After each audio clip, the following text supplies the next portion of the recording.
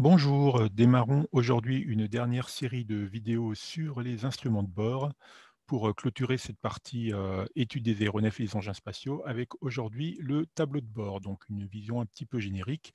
Et à votre avis, c'est quoi le thé standard? Est-ce que c'est prendre le thé, prendre le café? On va voir ça, le thé standard. Alors, le tableau de bord, déjà, commençons par, rappeler que enfin, par préciser que le tableau de bord est aussi appelé planche de bord, d'accord? Et qu'il regroupe, les instruments de bord, donc qui peuvent être de conduite, de navigation, de contrôle moteur et cetera. On verra toute cette répartition dans une, vidéo ultérieure, en fait, dans la dernière vidéo de la série, voilà.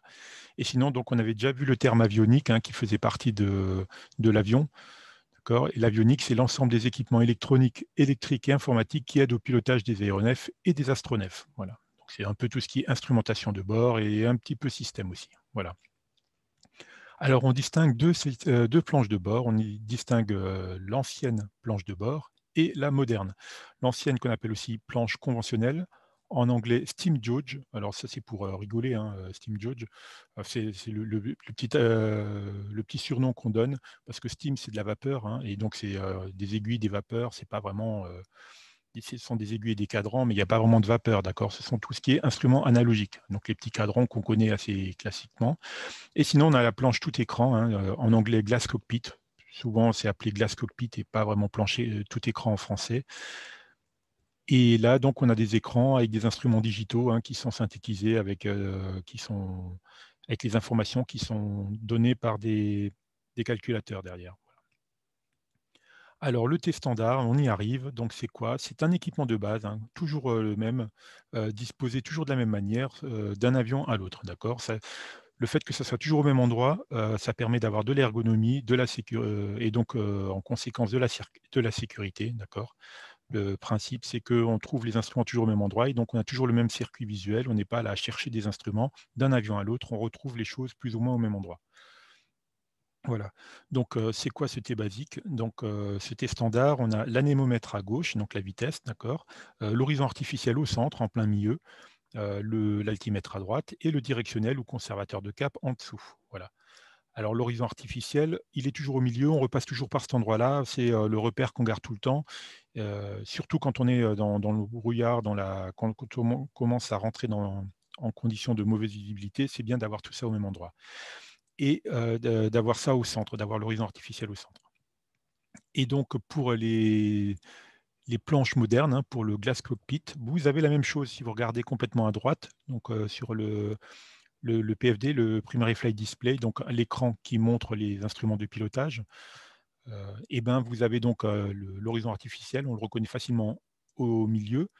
Et ensuite à gauche, on a une molette qui déroule la vitesse les vitesses de l'anémomètre. En dessous, on a le directionnel, hein, donc on a un morceau du directionnel, on voit principalement le, notre route magnétique, voilà, notre cap magnétique, pardon. Et ensuite, à droite, on a l'altimètre et un petit peu plus loin, à droite encore, on a le variomètre. Voilà. Enfin, on va voir l'équipement réglementaire minimum. D'accord. Donc, en vol vue de jour, il faut toujours avoir un anémomètre qui nous donne la vitesse, un indicateur de dérapage, donc qu'on a dans l'indicateur de virage en général, donc la bille aiguille, un compas magnétique, d'accord, et une montre. Donc le cap et la toquante, comme disaient les anciens, pour faire du vol à l'estime. Voilà, pour naviguer, on prend une direction et on regarde, on calcule le temps qu'on devrait mettre pour y aller, et on appelle ça donc le volet au cap et à la toquante. La toquante, c'est la montre. Alors, pour les planeurs, l'équipement réglementaire minimum, c'est l'anémomètre aussi, l'altimètre et le compas magnétique.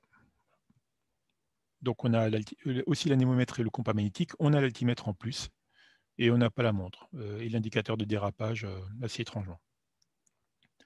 Alors, qu'est-ce que ça peut nous donner comme question à l'examen? Donc première question, parmi les éléments ci-après, lequel n'est pas un constituant de la cellule? Le fuselage, les empennages, l'aile, l'avionique.